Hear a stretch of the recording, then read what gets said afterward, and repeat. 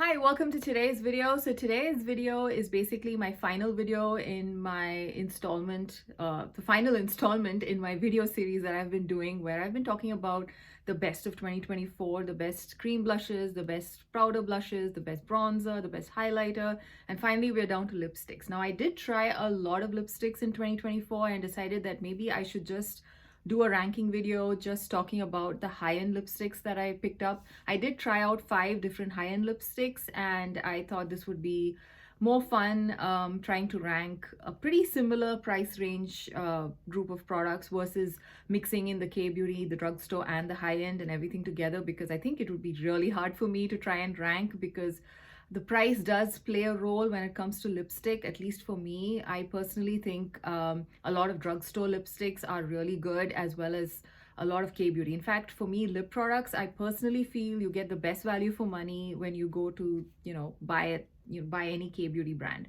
Most of them have really innovative formulas. They have really good texture. They have like very comfortable formulas in general, and they mostly are like $10 to $15 at the max, and they just perform as well as a lot of these high-end lipsticks that I'm going to be talking about. So anyway, so today's video is basically ranking the 5 high-end lipsticks that I tried in 2024. So let's get started. So first off, at number 5, I have this Bobbi Brown Luxe lipstick.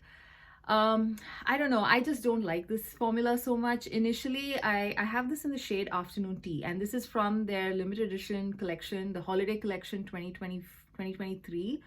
And I picked it up sometime in January, and I remember using this the whole of January last year, and I used it subsequently at different points in the year as well. And initially I did not like the color, but the color finally grew on me. I like the shade, but the formula is still something I feel is not worth the price tag. It's something like $42, $45, and I think this lipstick just does not live up to that price tag. It's supposed to be like a soft satin finish formula. I mean, it's very, very heavy on my lips, and although it's a satin formula, I find that it clings to all my dry patches on my lips. It also makes the lines on my lips a little bit more extra visible. So yeah, it's just not my favorite formula, and it also feels really heavy on the lips, and that's something I don't like.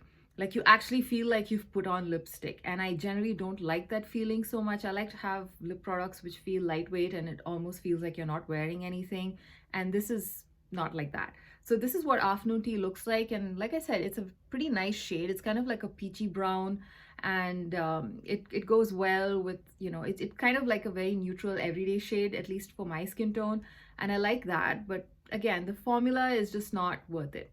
It has a very typical old school lipstick smell too, which kind of makes me think that it's not really worth the price tag.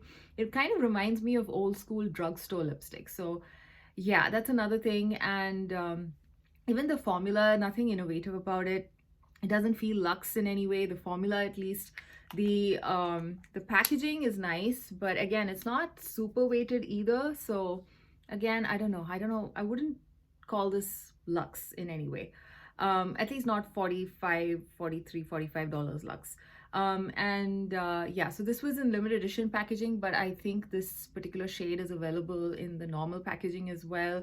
And yeah, I highly doubt I would pick up any more lipsticks from this line. I do like Bobbi Brown's, it's called something Crush lipstick range, which is actually way more comfortable than this. I personally like that formula. It feels very lightweight on the lips, and I think that is more of a creamy formula versus a satin one. But either ways, that just feels so much more lightweight, so much more comfortable on the lips. And so yeah, if I pick up a Bobbi Brown lipstick, I probably would pick that one up next time, not this particular formula.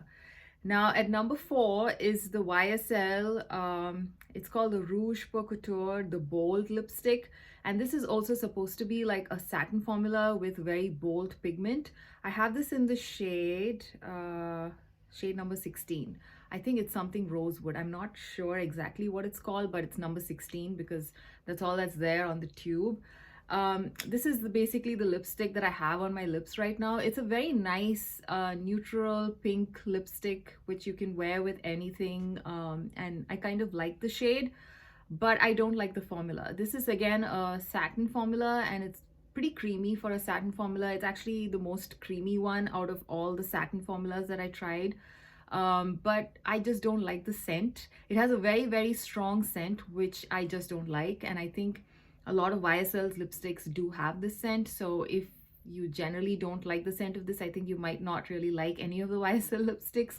And this one, yeah, again, although it's supposed to be a creamy satin kind of a formula, it doesn't feel super comfortable on the lips. It feels very tacky on my lips, and I also don't like how heavy it feels. So again, the same issue I had with this.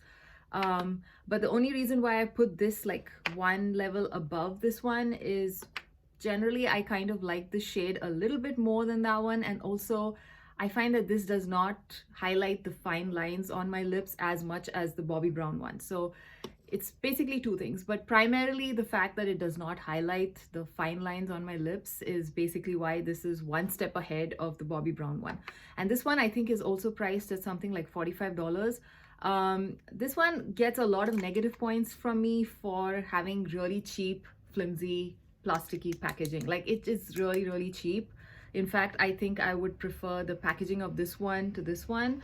This is just, I don't know, it just, a K-beauty brand probably does this style of packaging, and you can get the lipstick for $10, and the formula would probably be better than this. So that's basically what I don't really like about this one.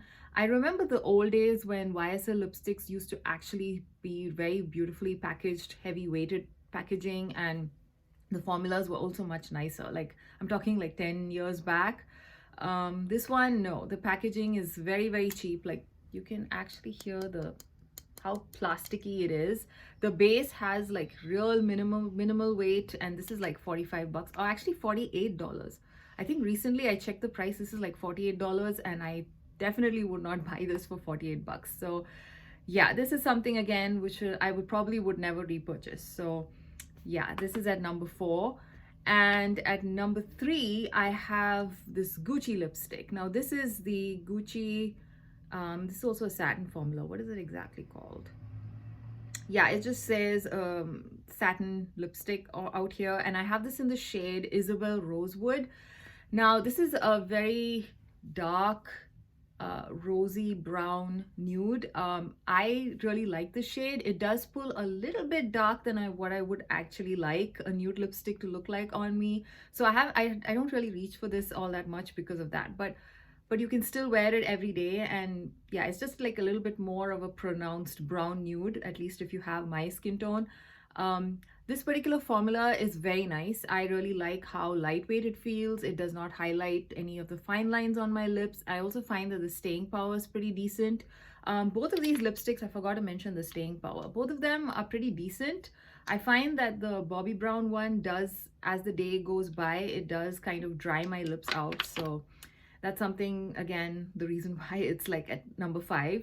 This one, I find it to be very comfortable, does not dry my lips out, it does not highlight any of the fine lines, and overall it's comfortable. But again, this is like $45. So if I have to choose between buying another YSL lipstick or another Gucci one, I would probably pick up another Gucci one, because I think the packaging is also $45 worth in terms of how luxe it feels. It's a little bit more weighted than the other one.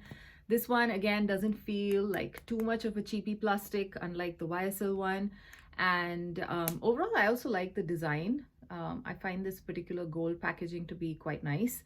And the formula also is, I think, a little bit better than the YSL one, because it feels way more lighter on the lips. It also feels, I would say, I don't know, it just feels a little bit more luxurious when you're applying the Gucci one versus the YSL or the Bobbi Brown.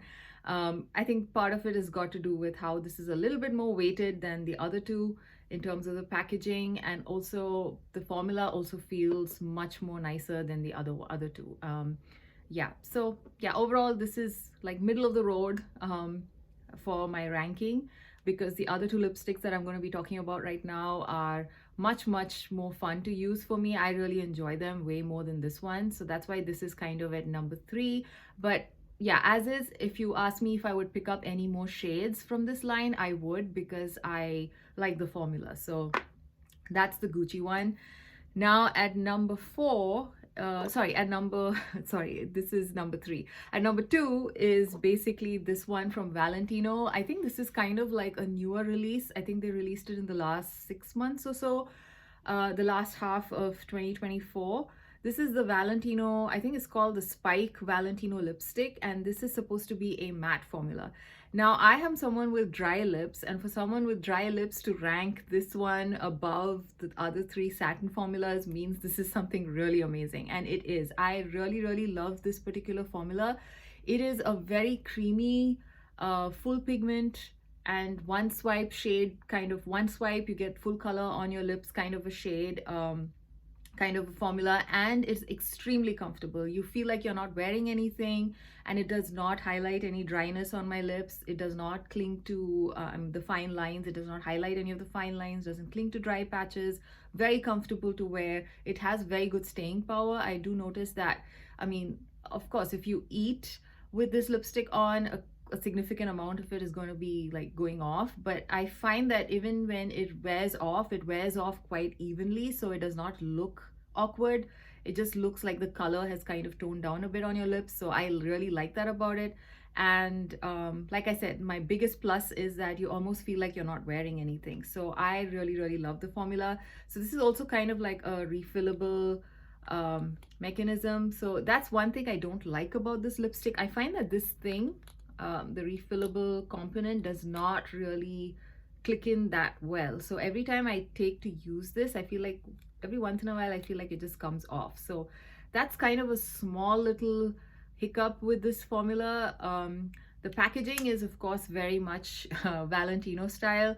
I like the whole matte gold thing that they have here, and being a matte lipstick, they've done a matte finish on the outside, which I think is pretty nice. Yeah, see, just now when I picked it up, it kind of just popped out. So that's kind of the thing. Yeah, I kind of secured it, but yeah, every now and then it just wobbles out. So that's one thing I don't like. Yeah, so this is what the shade looks like. I have this in the shade 134R. I don't know the shade name, but again, I think it's Walk the Streets or something like that.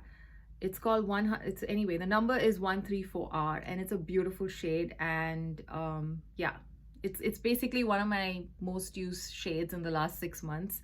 I really enjoy using this. It's kind of like a foolproof lipstick, which I like to just have on hand when I'm traveling, etc., because it just goes with everything. The shade goes with everything. It's super comfortable, and yeah, overall I really, really enjoy that particular lipstick. Now at number 1 is this Nars explicit lipstick. Now I had a hard time trying to choose between the two of them, and eventually I went with the Nars for the simple reason the Nars feels even more lightweight on your lips than this one. Again, both of these feel like you're not wearing anything, but the Nars one delivers like super impactful pigmentation, like just single swipe and you have like a very beautiful, bold lip on, and it just feels like you're not wearing anything. So yeah, I kind of like the formula of the explicit lipstick a little bit more than this one. This one is actually a satin finish, although this one calls itself a matte. I feel like this is slightly more of a satin leaning kind of a matte. It's a satin matte, I would say, versus like a full-on matte, because when I apply it, it's got that slip of a satin lipstick, the Valentino one. This one has got amazing slip on the lips. It does not tug, it does not pull, it just glides on like butter, and it stays put, and it's just super comfortable. You feel like you're not wearing anything, and it just lasts all day. Probably because I have a darker shade of this one. This one I have it in the shade Rendezvous 805, and this one kind of, because it's kind of like a darker shade compared to a lot of the other ones, maybe that's why I find that the lasting power of this is amazing.